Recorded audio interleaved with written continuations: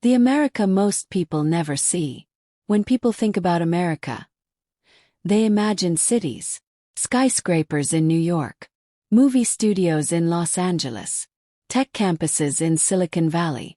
But beyond the highways, beyond the suburbs, and far from the noise of major cities, there is another America. Quieter one, a forgotten one, hidden one. Across the United States, thousands of small towns still exist. Places where time moves slower, histories run deeper, and stories most people have never heard continue to unfold. And in the northern Midwest, in a state surrounded by the massive waters of the Great Lakes, some of the most fascinating hidden towns in America are quietly waiting. This is Michigan, a state famous for automobiles, industry, and cities like Detroit and Grand Rapids. But far beyond those places, there are towns so unusual, so mysterious, and so unexpected, that many Americans don't even know they exist. Some were once booming mining capitals. Others were built by immigrants who carried entire cultures across oceans. A few almost disappeared completely, and some are so strange they feel like they belong in another century. Today we are traveling across Michigan to explore towns that feel frozen in time. Places where abandoned buildings still whisper stories, where strange traditions still survive, where the past hasn't quite let go. This is Hidden America. And these are the Michigan towns you won't believe still exist. Calumet, the copper kingdom that built an empire. High in Michigan's Upper Peninsula, near the cold waters of Lake Superior, sits a town that once helped power the entire United States. The town is called Calumet. Today, fewer than 700 people live here. But in the late 1800s, Calumet was one of the most important mining towns in the world. Beneath the rocky ground of Michigan's Upper Peninsula, massive deposits of copper were discovered. And at the center of it all was the Calumet and Hecla Mining Company. At its peak, the mine was producing more copper than almost anywhere else on Earth. Copper was essential for electricity, telegraphs, railroads, and the rapidly industrializing world. And because of that, Calumet exploded into a boomtown. Immigrants flooded in from all over Europe. Finnish workers, Italian laborers, Croatian miners, Cornish engineers. Within just a few decades, Calumet transformed from wilderness into a bustling industrial center. Massive brick buildings were constructed. Grand opera houses opened. Schools, hospitals, and libraries appeared. In fact, for a time, Calumet was richer and more developed than many much larger American cities. But mining towns often carry a darker side. Life underground was dangerous. Explosions were common. Tunnel collapses happened without warning. And in 1913, tragedy struck in a way that would scar the town forever. During a miners' strike, hundreds of families gathered for a Christmas party at the Italian Hall. Children ran through the halls while parents celebrated the holiday.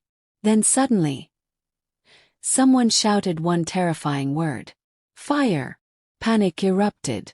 People rushed toward the narrow staircase leading out of the building. But in the chaos, dozens were crushed.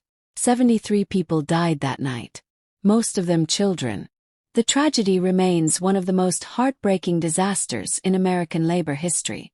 And to this day, historians still debate whether there was ever a fire at all. When copper mining eventually declined in the mid-1900s, the industry that built Calumet slowly disappeared. Businesses closed, families moved away, and the population collapsed. Yet remarkably, the town itself survived. Walk through Calumet today and it feels like stepping into the past. Historic brick buildings still line the streets. Old theaters still stand. Mining structures still tower over the landscape. It's not a ghost town, but it is a town where history feels incredibly close. A place where the echoes of America's industrial rise can still be heard in the silence. And Calumet is only the beginning, because deeper in Michigan, there are towns even stranger than this one. Frankenmuth, the little Germany of America. If you suddenly found yourself walking down the streets of Frankenmuth, you might think you had somehow left the United States. Half-timbered buildings line the roads. German music drifts through the air. Traditional bakeries sell pretzels and strudels. And every year, millions of visitors travel here for one reason: to experience a town that feels like Bavaria. In the middle of Michigan, Frankenmuth was founded in 1845 by German Lutheran immigrants. They came with a mission, not just to build a community, but to preserve their culture. And more than 175 years later, they have succeeded in a way few immigrant towns ever have. The architecture here still follows Bavarian designs. The festivals celebrate German traditions. And the town's most famous attraction, a massive restaurant known as Zender's, serves family-style chicken dinners to thousands of visitors every single day. Right across the street sits Bronner's Christmas Wonderland. It's not just a store. It's the largest Christmas store in the world. Open all year long. Inside, more than 50,000 ornaments and decorations fill the massive building. Visitors from around the world come here, even in the middle of summer, to experience a Christmas atmosphere unlike anywhere else. But Frankenmuth isn't just a tourist attraction. It's also one of the most successful small towns in America. Despite having a population of only about 5,000 people, the town attracts more than 3 million visitors every year, which makes it one of Michigan's biggest travel destinations. And yet, somehow, it still feels like a quiet European village. It's a reminder that sometimes, America's most fascinating places are the ones that preserved their identity instead of changing with the times. But not every Michigan town has been so fortunate, because the next place on our journey nearly disappeared entirely. And what remains today feels like something out of a forgotten frontier story. The ghost town on the Great Lakes. On a remote stretch of Michigan's Upper Peninsula, along the rocky shoreline of Lake Michigan, sits one of the most haunting towns in the state. Its name is Fayette. In the late 1800s, Fayette was an industrial town built around iron smelting. Huge furnaces burned day and night, turning iron ore into pig iron that would be shipped across the Great Lakes. Workers lived in company houses. Ships arrived at the harbor. Factories roared with activity. But when the iron industry collapsed in the 1890s, the town's purpose vanished. Within just a few years, the entire community disappeared. Families packed up, businesses closed, and Fayette was abandoned. But unlike many ghost towns, Fayette wasn't destroyed. Instead, it was preserved. Today it exists as Fayette Historic State Park. More than 20 original buildings still stand. The furnace stacks remain. The docks still stretch into the water. Visitors walking through Fayette today feel like they've stepped into the year 1885. Empty houses still face the harbor. The company store still stands. And the massive limestone cliffs behind the town rise like silent guardians of history. It's one of the most perfectly preserved industrial ghost towns in America. And it shows how quickly booming towns can vanish when the industry that built them disappears. But Michigan also has towns that survived in much stranger ways. One of them has a past so unusual that many people find it hard to believe. And it all begins with a man and a dream to build the strangest tourist attraction in the Midwest. Frankenmuth, Michigan's Little Bavaria.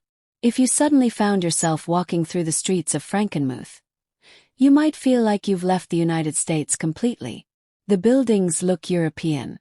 The food smells like a traditional German kitchen. And the music playing through restaurants sounds like it belongs in the Bavarian Alps. But this isn't Germany. This is Michigan. The German founders. Frankenmuth was founded in 1845 by a group of German Lutheran immigrants. They traveled across the Atlantic Ocean with a mission, not just to settle in America, but to build a community where their language, religion, and traditions would survive. At the time, Michigan was still largely wilderness. Dense forests covered the land. Roads were scarce. Winters were harsh. But these settlers were determined. And slowly, their village began to grow. A culture preserved. Unlike many immigrant towns that eventually blended into mainstream American culture, Frankenmuth made a different choice. They preserved their identity. The architecture remained Bavarian. Festivals celebrated German traditions. And families passed down their customs from generation to generation. Even today, walking through Frankenmuth can feel like stepping into a different country. The chicken dinner that built a town. One of the most famous traditions in Frankenmuth began with something surprisingly simple. Chicken dinners. Two restaurants, Zender's and the Bavarian Inn, turned traditional family meals into a massive tourist attraction. Visitors began traveling from across the Midwest just to experience the famous all-you-can-eat chicken dinners. Over time, millions followed. Today, Frankenmuth serves more chicken dinners than almost anywhere else in America. And that single tradition helped transform the town into a tourism powerhouse. The largest Christmas store in the world. But Frankenmuth holds another surprising title. It is home to the largest Christmas store in the world. Bronner's Christmas Wonderland covers more than 7 acres. Inside, visitors find more than 50,000 different Christmas decorations. Ornaments from around the world. Lights. Nativity scenes. Entire aisles dedicated to holiday traditions. And the most unusual part. The store is open all year long. Even in the middle of summer. Visitors come here to celebrate Christmas. It is a small town with millions of visitors. Frankenmuth has a population of just about 5,000 people. But every year, more than 3 million visitors travel here. That makes this small Bavarian-style village one of the most visited towns in Michigan. It's a place where the past was never forgotten. But the next town on our journey has a story that is far stranger. Because its name alone sounds like something out of a dark legend. And somehow, it actually exists. Hell, Michigan. The strangest town name in America. About an hour outside Detroit, hidden among forests and lakes, lies a town with one of the most unusual names in America. Its name is Hell. There is literally a place in Michigan called Hell. And surprisingly, people love visiting it. How did Hell get its name?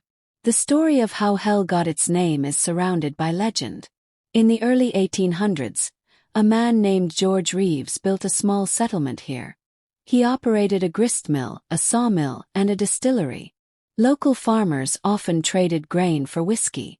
And as the story goes, when travelers asked nearby residents what the place was called, they reportedly replied with a joke. "You can call it Hell for all I care." The name stuck.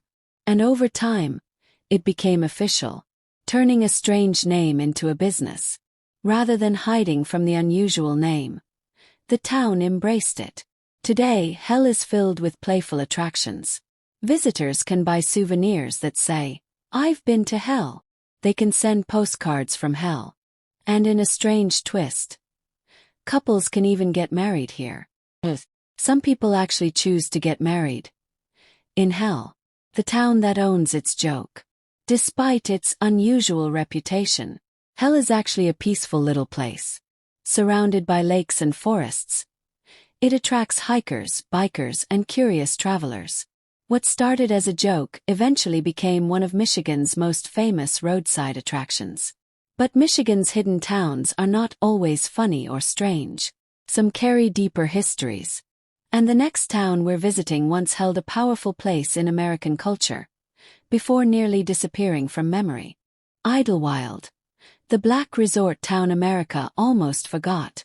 Deep in the forests of western Michigan, far away from major cities, lies a town with one of the most powerful and forgotten stories in American history. The town is called Idlewild. At first glance, it looks like many small lakeside communities scattered across the Midwest. Cabins near the water, quiet streets, forests stretching in every direction. But nearly a century ago, Idlewild was something extraordinary. It was known as the Black Eden, a safe haven during segregation. In the early 1900s, America was deeply divided by segregation. African Americans faced discrimination in many public spaces, including hotels, restaurants, and vacation resorts. But in 1912, a group of developers had an idea.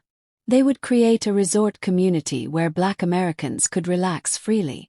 A place where families could vacation without fear of discrimination. That place became Idlewild, a resort that rivaled Las Vegas. By the 1940s and 1950s, Idlewild had become one of the most famous African American resort towns in the United States. Thousands of visitors travel here every summer. There were nightclubs, dance halls, beautiful beaches, luxury lodges, and live performances from some of the greatest musicians of the era. Idlewild became a cultural center, where music, entertainment, and community flourished. Some people even called it the Black Las Vegas. Some of the most legendary performers in American music appeared in Idlewild. Blues. The town became a stage where culture and creativity exploded. During its peak, the population could swell to more than 25,000 visitors during summer weekends. For many families, Idlewild was the one place where they could truly relax, a place of freedom, in a time when freedom was limited elsewhere. But history would change Idlewild forever. When the civil rights movement succeeded in ending segregation, African Americans were finally allowed to visit resorts and hotels across the country. Ironically, the very freedom Idlewild had symbolized began to reduce the need for it. Visitors gradually stopped coming. Businesses closed. Nightclubs disappeared. And the town slowly faded into quiet obscurity. Idlewild today. Today, Idlewild is much quieter than it once was. But its story remains incredibly important. The town still celebrates its unique past through festivals and historical preservation. Because Idlewild isn't just a vacation town. It's a reminder of resilience, culture, and the power of community during one of the most difficult periods in American history.